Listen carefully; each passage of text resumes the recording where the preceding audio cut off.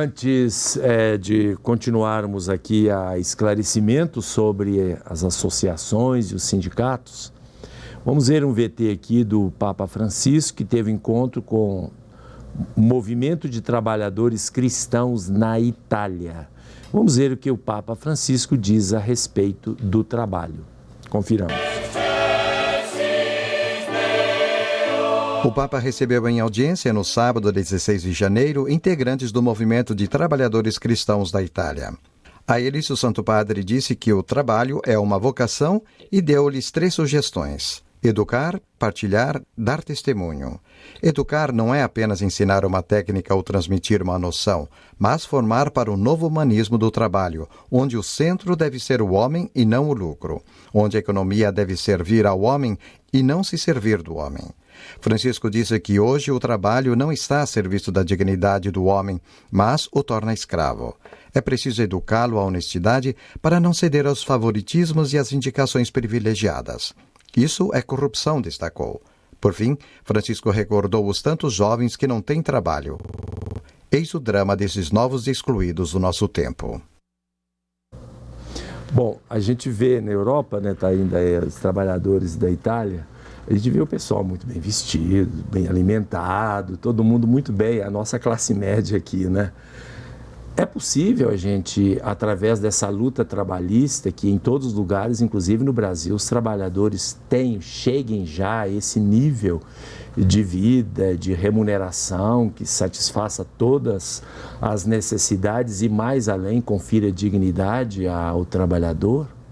Eu acredito que sim. A Constituição Federal de 88, ela dá um grande poder às negociações coletivas, que é o que faz, né, o sindicato. O sindicato dos trabalhadores negocia com o sindicato dos empregadores. E dá tanto poder que esses sindicatos, eles podem produzir verdadeiras normas, assim como as normas do Poder Legislativo. Tem a mesma força. A grande questão está realmente nessa representatividade e nessa falta de solidariedade.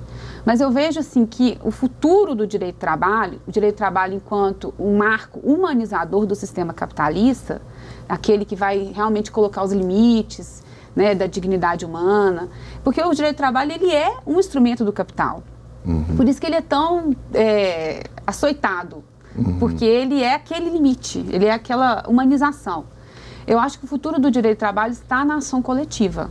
É preciso que os trabalhadores se reconheçam, resgatem o sentimento de pertencimento a uma classe. Sei.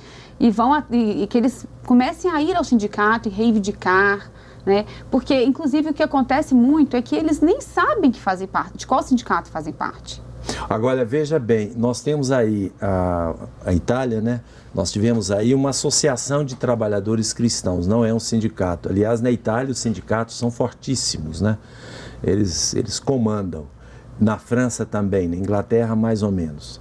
Então, o que a gente percebe é o seguinte: mesmo com tanta luta sindical no bom sentido, de reivindicação, de não permitir nenhuma forma de retrocesso, os patrões também estão bem. Ou seja, não houve aí a melhoria das condições de vida dos trabalhadores, não significou a piora das condições de vida dos patrões. Então é sinal de que o movimento sindical não faz mal para ninguém, faz só bem, faz bem para os operários e faz bem para os empreendedores e para os patrões. Então é um bem à sociedade inteira. Sem dúvida, porque quem consome é quem trabalha. Então, se eu quero movimentar a economia, se eu quero que as empresas aumentem seus lucros, eu preciso de consumo. E para consumir eu preciso de trabalho. Então, investir no trabalho, investir na pessoa que trabalha, na sua dignidade... Como disse aí o Papa Francisco, né? É investir na própria economia. É movimentar a própria economia. É bom para os dois lados. Depois nós vamos ter que fazer um programa, porque aí você já dá uma deixa e a aposentadoria, quando as pessoas vivem cada vez mais e nascem cada vez menos. Mas isso é para outra coisa. Aí vem uma pergunta. Existe alguma relação entre o surgimento de sindicatos no Brasil, uma relação entre sindicatos, eu não entendi bem, confessionais e não confessionais com os movimentos eclesiais de base? Pergunta Brenner Alexandre, do bairro Planalto. Nós estávamos falando que o sindicato é uma associação, não é isso? Necessariamente o sindicato é uma associação. Ele é um tipo de associação, mas nem toda associação é um sindicato. O sindicato, ele é uma associação representativa dos trabalhadores de determinada categoria. Reconhecida pela lei. Sim, porque ele tem que pegar os seus atos constitutivos e depositar no Ministério do Trabalho e Emprego a fim de obter o registro sindical. Então a gente poderia dizer, de acordo com o que está colocado aqui, o sindicato ele tem uma função defensiva, reivindicativa, enquanto que a associação ela lida mais com a questão da educação da consciência social dos trabalhadores. Isso é para todos, sindicatos e associações. Sendo que os sindicatos vão além, porque a representatividade deles tem a chancela, tem o caráter oficial e eles, portanto, uma vez decretado, muda a lei e acabou. As associações, elas podem pressionar, mas não têm a força. É isso? É isso. Por exemplo, as centrais sindicais, elas são uma associação também. E elas não faziam parte do sistema sindical. Elas pressionavam, você via na mídia centrais, né, paralisando tudo. Em determinado momento, elas passaram a fazer parte do sistema sindical. O que aconteceu com as associações? Com essas centrais sindicais, elas sumiram da mídia. Elas sumiram do contexto econômico. Então, as associações têm esse papel importante, reivindicatório também. Né? No modelo de pressão, de pressão.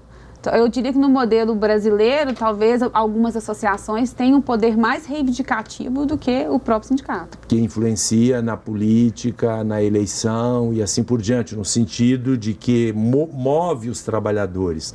Agora, nós vimos aqui também que não pode haver um liame tão estreito assim entre o sindicato e com um determinado partido ou determinados partidos políticos, porque isso pode trair os interesses específicos dos trabalhadores.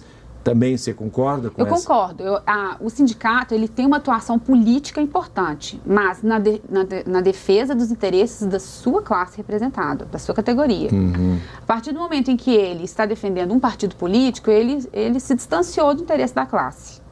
Né? Então, na verdade, tem que fazer a distinção entre partido político e política, né? No sentido de organização, de uma ação organizada e emancipada do ponto de vista político, filosófico.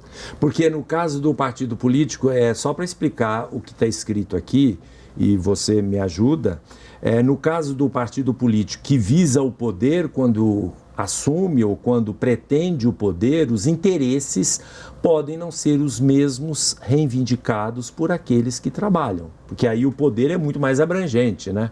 Até mesmo a permanência no poder e o equilíbrio para acontecer isso pode não corresponder aos interesses de uma determinada classe trabalhista. Ou seja, se uma classe está sendo prejudicada por um partido político filiado ou ligado ou vinculado àquele sindicato daquela classe, o sindicato vai defender a permanência do seu partido no poder e não a reivindicação dos seus associados. Exatamente. Tá certo? É isso. É exatamente ainda bem. isso. Então, se eu falasse sem você aqui, eles falavam que eu estava sacando, né? Não. Bom, aqui eu tenho algumas participações também. Mas o povo não fez muitas perguntas, só aqui no WhatsApp. Tem outro aqui.